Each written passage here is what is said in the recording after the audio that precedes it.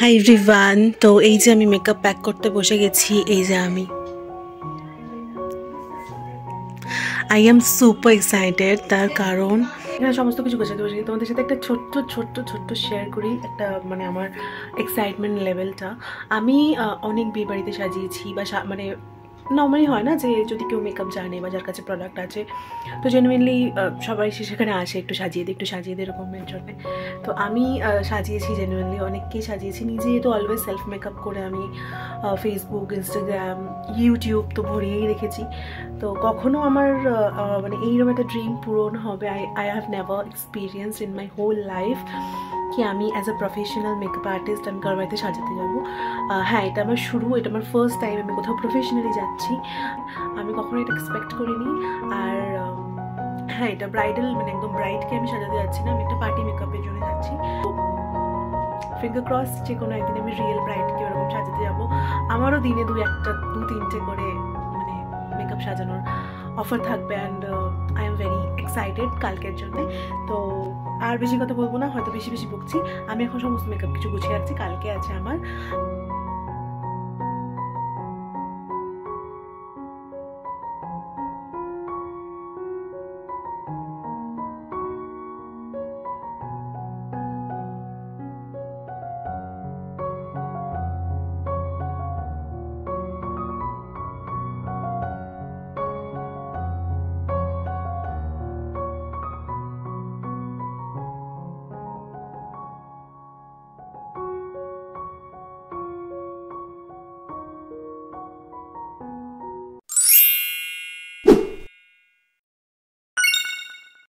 এটা হচ্ছে তার পরের দিন সকালবেলা আমি রেডি হয়ে এসে গেছি, একটু স্কিন কেয়ার করবো, তারপর রেডি হয়ে বেরোবো ব্রাইড সাজানোর জন্য। ব্রাইড না, পার্টি মেকআপের জন্য।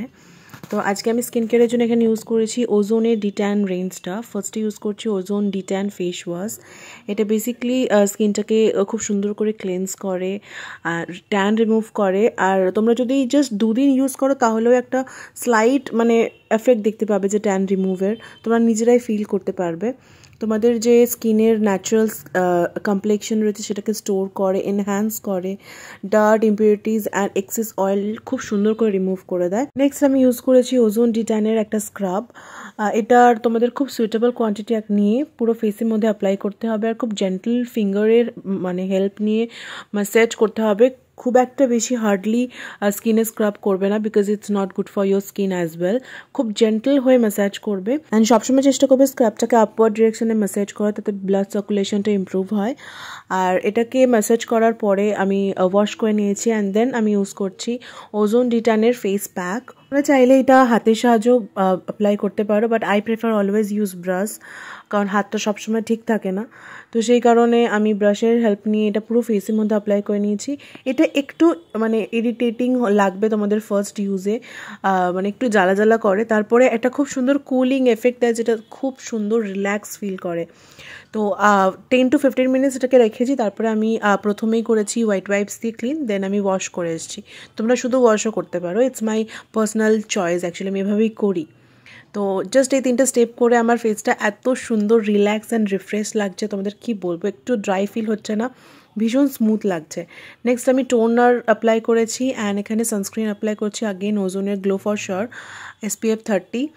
তো এটা আমি তোমাদের দেখাচ্ছি যে সানস্ক্রিন অ্যাকচুয়ালি কীভাবে অ্যাপ্লাই করা উচিত। সেটা হচ্ছে ফার্স্টে হাতের মধ্যে ব্লেন্ড করে নিয়ে ফেসের মধ্যে জাস্ট এভাবে অ্যাপ্লাই করে নেবে, দেন ড্যাব করবে যেভাবে আমরা ফাউন্ডেশন আর কনসিলার ব্লেন্ড করি। ডোন্ট ইউজ ব্লেন্ডার, হাতের সাহায্যে এভাবে ড্যাব করবে, কখনোই ওই রাব করে নিয়ে ম্যাসাজ করা এটা কখনো উচিত না সানস্ক্রিনের জন্যে। And look how my skin look like right now. Regular use করলে তোমরা আরও সুন্দর রেজাল্ট পাবে। আমি কখনোই তোমাদের বলবো না যে একবার ইউজ করো খুব সুন্দর রেজাল্ট পেয়ে যাবে একদম ম্যাজিকের মতো, না, কখনোই না। তোমাদের রেগুলার ইউজ করতে হবে, তাহলে আরও সুন্দর রেজাল্ট পাবে। All the product are paraben and sulfate free, dermatologically tested and they all are suitable for all skin type person. যদি কিনতে যাও প্রোডাক্টগুলোর লিঙ্ক আমি ডেসক্রিপশন বক্স দিয়ে দিয়েছি, চেক করে নিতে পারো। আই এম তো ভেরি হ্যাপি এগুলো ইউজ করে, আমার স্কিন ভীষণ স্মুথ অ্যান্ড সিল্কিনেস একটা পেয়েছি, হাইড্রেশন প্রোভাইড করেছে। So go and grab the offer, description বক্সে লিঙ্ক করে। তো আমাদের ন্যাচারাল লাইটে আমার স্কিনটা দেখানোর ছিল, তারপরে আমি ভেতরে এসে বাকি রেডিটা হয়ে গেলাম, তার কারণ আমাকে এবার তাড়াতাড়ি বেরোতে হবে। মেকআপের লোকেশনটা ছিল বেহালা শকুন্তলা পার্ক। তো আমি এই রেডি হতে হতেই ভাবছি কীভাবে যাব, র্যাপিডো করে নেব নাকি অটো করেই চলে যাব, টাইম কি আছে, এই করছি। আর আমার মা আমার সাথে এরকম করে বেড়াচ্ছে, আমার টাইম নেই তার মধ্যে। তো যাই হোক, আমি নর্মালি রেডি হয়েছি। স্কিন কেয়ারটা করার পর এত সুন্দর স্কিনটা ফিল হচ্ছিলো, আমি এক্সট্রা কোনো মেকআপই অ্যাপ্লাই করতে চাইছিলাম না। তো জাস্ট একটুখানি টিন্ট অ্যাপ্লাই করেছি, চোখে মাস্কারা দিয়েছি and lipstick which is must.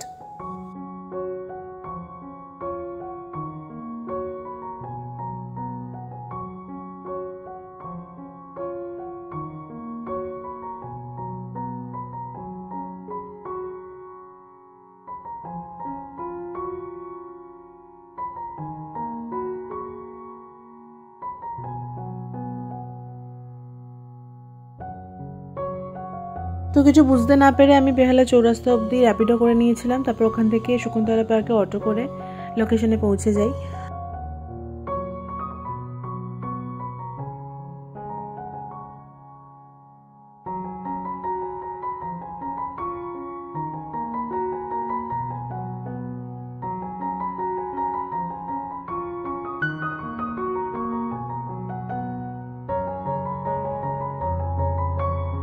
আচ্ছা, তো যেহেতু আমার সাথে আমি কাউকেই নিয়ে যাইনি হেল্প করার জন্য, মানে হেল্পিং হ্যান্ড বা কেউ, তো আমাকে পুরোটাই একা একা করতে হয়েছে, হেয়ার ক্রিম্পিং থেকে face makeup, sari draping, everything.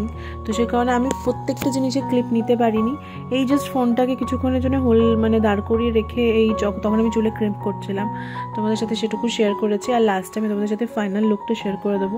কেউ সাথে গেলে একটুখানি ক্লিপ নিয়ে নেওয়া যায়, কারণ মেকআপটা একটু ক্লোজলি মানে শ্যুট করলেই ভালো লাগে, মানে তোমরা হয়তো ফ্ললেস দেখতে পাবে। এভাবে ফোনটা হোল্ড করিয়ে মেকআপ করলে তোমরা কিছুই মাথা মুন্ড বুঝতে পারতে না, সে কারণে আমি বেকার শ্যুট করিনি। নেক্সট টাইম থেকে আমি কখনো সাজাতে গেলে আমি শিওরলি কাউকে সাথে নিয়ে যাবো, জাস্ট আমার শ্যুট করে দেওয়ার জন্য। তো এই যে আমি এখানে হেয়ার ক্রিম্পিং করে নিচ্ছি। হেয়ারটা এত লং ছিল, পুরোটা আমি ক্রিম্প করেছি, কারণ একটা সুন্দর ফোলা বান হতো আর কি। যেহেতু লুকটা ভীষণ সাবেকি ছিল, একদম আট পরে করে শাড়ি পরে একদম সুন্দর, মানে একদম বাঙালি আনার ব্যাপার। তো আমি একদম খোপা করাটাই মানে প্রেফারেবল মনে করেছি। তাই জন্য পুরো চুলটা ক্রিম্প করা ইজ ভেরি ইম্পর্টেন্ট, নাহলে খোপাটা খুব মানে বানটা খুব একটা বড় আর ফোলা ভাবটা আসতো না। তো যাই হোক, আমি তোমাদের সাথে ফাইনাল লুকটা এক্ষুনি শেয়ার করছি, তোমরা দেখে জানিও কেমন লাগলো।